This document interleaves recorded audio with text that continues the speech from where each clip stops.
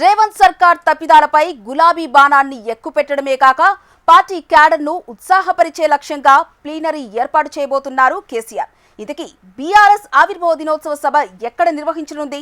తెలంగాణ భవన్లోనే ఆవిర్భావ వేడుకలు నిర్వహించనున్నారా? హైదరాబాద్ నగరం చుట్టూ ఏదో ఒక ప్రదేశంలో వేదికను సిద్ధం చేస్తారా? గులాబీ బాస్ కు సెంటిమెంట్ ఉమ్మడి కరీంనగర్ జిల్లా భారీ బహిరంగ సభ నిర్వహిస్తారా? ఇదికి పార్టీ ఆవిర్భావ వేడుకలపై నేతల్లో జరుగుతున్న చర్చ ఏంటి?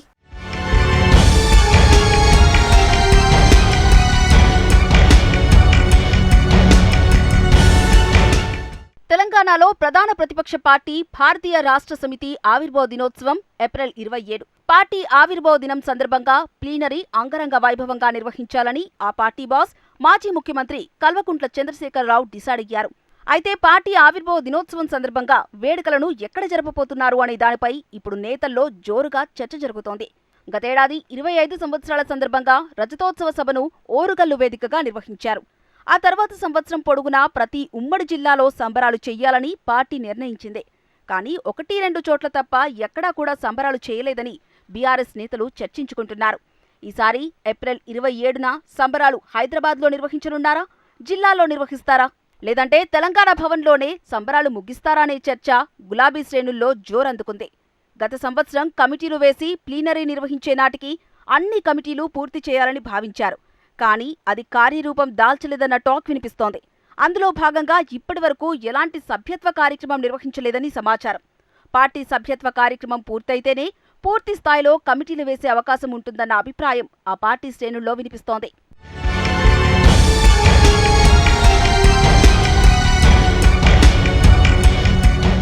రెండు 2023 అసెంబ్లీ ఎన్నికల్లో ఓటమి తర్వాత బీఆర్ఎస్ క్యాడర్ నేతల్లో నైరాశ్యం నెలకొందన్న టాక్ లేకపోలేదు.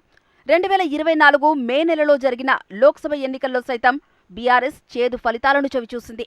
ఒక్క ఎంపీ సీటు కూడా బీఆర్ఎస్ గెలుచుకోలేకపోయింది. సుమారు 12 లోక్సభ స్థానాల్లో బీఆర్ఎస్ డిపాజిట్ గల్లంతైంది. కంటోన్మెంట్, జూబ్లీహిల్స్ ఉప ఎన్నికల్లో సైతం ఓటమి చెందడంతో బీఆర్ఎస్ క్యాడర్లో నిరుత్సాహం నెలకొంది. 10 ఏళ్లు రాష్ట్రాన్ని పాలించిన బీఆర్ఎస్ ఎమ్మెల్సీ ఎన్నికల్లో కనీసం పోటీకి అభ్యర్థిని కూడా నిలబెట్టుకోలేని పరిస్థితుల్లోకి వెళ్లిపోయిందనే చర్చ కూడా జరిగింది. ఈ నేపథ్యంలో బీఆర్ఎస్ కు ప్రస్తుతం గడ్డుకాలం నడుస్తుందంటూ అభిప్రాయం వ్యక్తమవుతోంది. మొదట్లో ప్రభుత్వానికి కొంత సమయం ఇచ్చిన తర్వాత ప్రజా సమస్యలపై పోరాటం చేస్తామని గులాబీ బాస్ కేసీఆర్ చెప్పినప్పటికీ 2.5 ఏళ్లవుతున్నప్పటికీ ఆయన ఫామ్ హౌస్ వీడి బయటకు రాకపోవడంతో గులాబీ శ్రేణుల్లో తీవ్ర నిరాశ నెలకొందట. అడపాదడపా ఫామ్ హౌస్ కు పార్టీ నేతలు పిలిపించుకుని కేసీఆర్ దిశానిర్దేశం చేస్తున్నారు.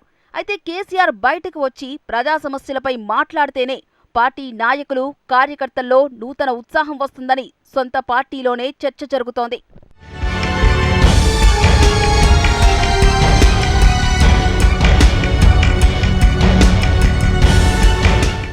ఇదిలా ఉంటే ఏప్రిల్ 27న బీఆర్ఎస్ ఆవిర్భావ దినోత్సవం ఎక్కడ నిర్వహించాలనే దానిపై కేటీఆర్ విదేశీ పర్యటన నుంచి వచ్చాక క్లారిటీ రానుందట.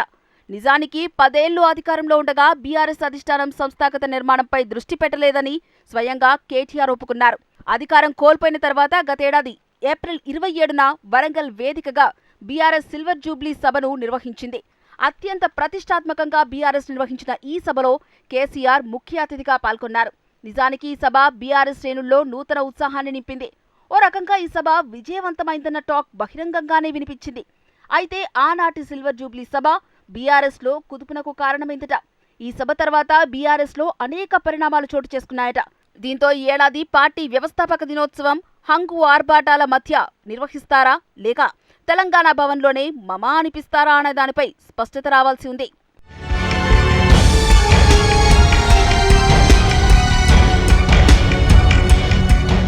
తెలంగాణ భవన్ వేదికగా పార్టీ ఆవిర్భావ వేడుకలు నిర్వహిస్తే రాష్ట్ర వ్యాప్తంగా గ్రామాలు, మండలాలు, జిల్లాల్లో ఎక్కడికక్కడ బీఆర్ఎస్ జెండాను ఆవిష్కరించనున్నారని సమాచారం. అయితే ఆ రోజు ఎటువంటి కార్యక్రమాలు చేయనున్నారన్నది తేలాల్సి ఉంది.